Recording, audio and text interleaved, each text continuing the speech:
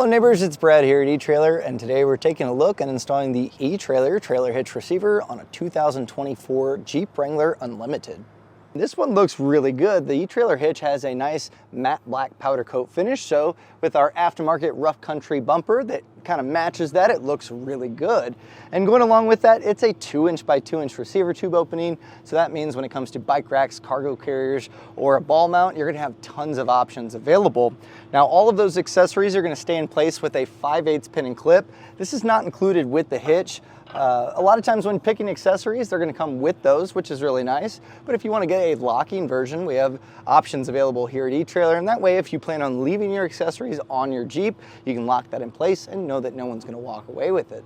We have a plate style safety chain loop here, so if you plan on pulling a trailer, you're going to be able to get your standard S hook if you put it in at a slight angle or a larger clevis style in place. Now if you wanted to, you could also get some quick links here to make it a little bit easier for that standard S hook to go on. Our gross trailer weight rating, which is going to be the weight of the trailer plus the accessories loaded up, comes in at 3,500 pounds.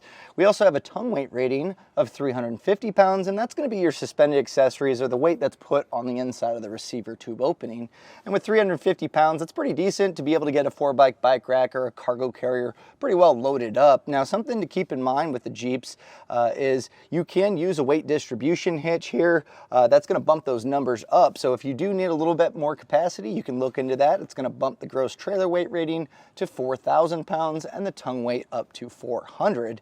Now, also with the spare tire in place, you may want to look at a hitch extender. That way you can hook up to a trailer without your spare tire getting in the way. And you're also going to want to check the vehicle's owner's manual to see what the Jeep is capable of towing, and then compare that with the hitch as well as any components that you'll be using. With the hitch installed, you can see that the center of the hitch pin hole is slightly recessed from the rear bumper. Now this is an aftermarket bumper. They also have some 35-inch tires on here, so this will be a little bit different if yours is completely factory. But really what it comes down to is making sure that when you pick an accessory that folds up, like a bike rack or cargo carrier, that it has that clearance. So you are going to want to pick up a hitch extender.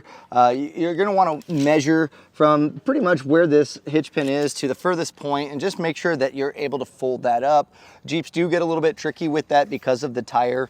And our ground clearance here is going to be maybe skewed because of those 35s, but on this one here, looks like we're coming in with 21 inches of ground clearance. So this is going to be important if you are planning on picking up a ball mount, because you can measure the coupler of your trailer, compare it with that 21 inches that we have on this one, and then you can determine that rise or drop necessary to make sure that your trailer is nice and level. Now, as far as the installation goes, this is super easy to do in your driveway or garage. You could knock this out in, I'd say, about 15-20 minutes. You're going to be using, in our case, at least a bracket that was already in place with 2 factory bolts. But if not, you're just going to be passing hardware through holes that are already there. You're going to torque that down, and that's pretty much it. And I'm going to walk you through all the steps to make sure you get yours installed. So let's take a look.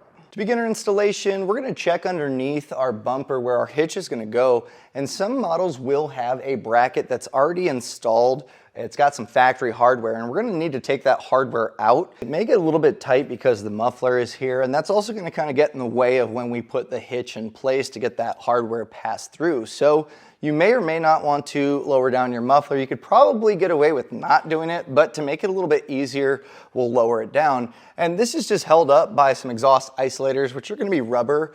We're going to have one that's on each side of the muffler. So what I'll do is grab a pry bar and some soapy water, and we'll get those popped off. Now the soapy water is going to just kind of help lubricate this. Sometimes you'll get some dust and dirt just kind of built into these, and it gets a little bit tricky. But you can pry on the top or bottom here. So I'm using a large pry bar. If you have a long flathead screwdriver, that's also going to work. So trying to find a nice leverage point to get this pried off is going to be key. So let's try to go off this bracket here. And you can pop off the top or bottom. It doesn't really matter.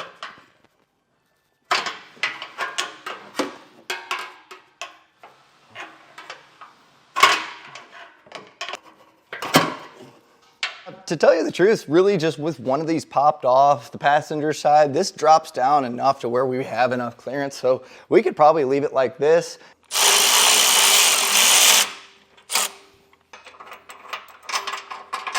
We know that the two outer holes for the hitch are going to reuse those weld nuts and that bracket, but we do want to take our new bolts and make sure that they pass through nice and easy. That way when we're raising our hitch up, we can get these slid in. So just kind of take your bolt, pass it through. Sometimes just a little bit of tolerance issues. A lot of times with Jeeps, you're going to find that the metal's just slightly off, making it a little bit tough.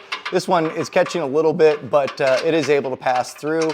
If yours isn't able to, you may need to enlarge these holes. So I have a burr bit, and that way you can kind of just grind out a small little bit for the bolt to pass through. Hopefully yours allows you to pass it through without having to do that, but if you are getting that issue, you might want to just grind that out a little bit. You could also use a larger drill bit and just kind of waller that out a little bit, enough to where you can get this passed. So now grab your hitch, and you're also going to want to have your bracket and your factory hardware ready to go. Now the tolerances on this are pretty good to where you should be able to kind of push this up and it's going to bite onto there and kind of hold it in place. You want to make sure it doesn't obviously drop on you, but at this point you might need to give it a quick bump with your hand or maybe a dead blow hammer. But what you're going to be looking for is making sure that these holes are aligned, because once that bracket's in place, it's a little tricky to see that. So just kind of raise this up. And you can see it is self-supporting here. We'll then take our bracket, we'll slide this in place, and then we're just going to take our factory bolts, feed these through, and we're just going to get a few threads started on those weld nuts on the bracket, just kind of hold everything up.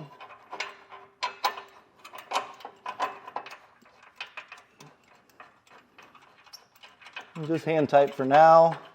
But we'll get both sides started.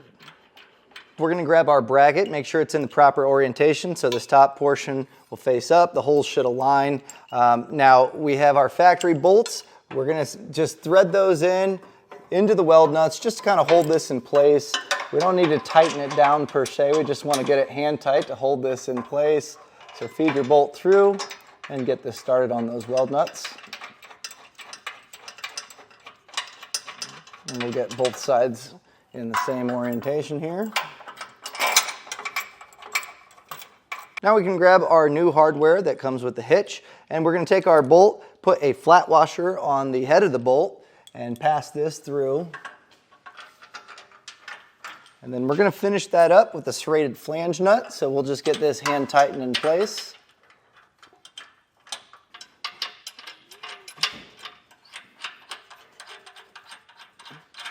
Go ahead and snug them down, so it's going to be the 18mm on those weld nuts.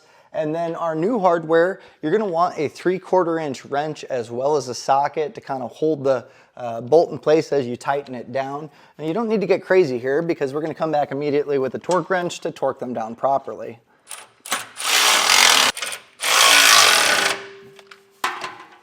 Now with our torque wrench, we're going to torque these down to the specs that are found in the instruction manual. Now there's no specs given for those factory bolts. I'm going to use the same torque setting as the other bolts, and I think that should be fine.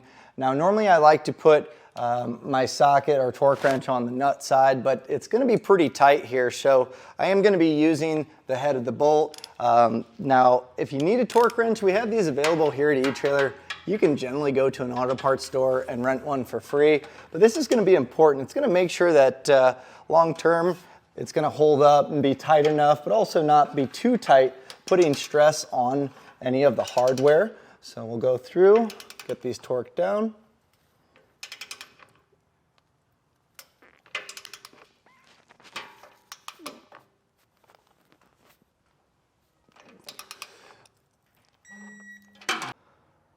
Now with those torqued down properly, we'll just go ahead, we'll get our muffler put back up.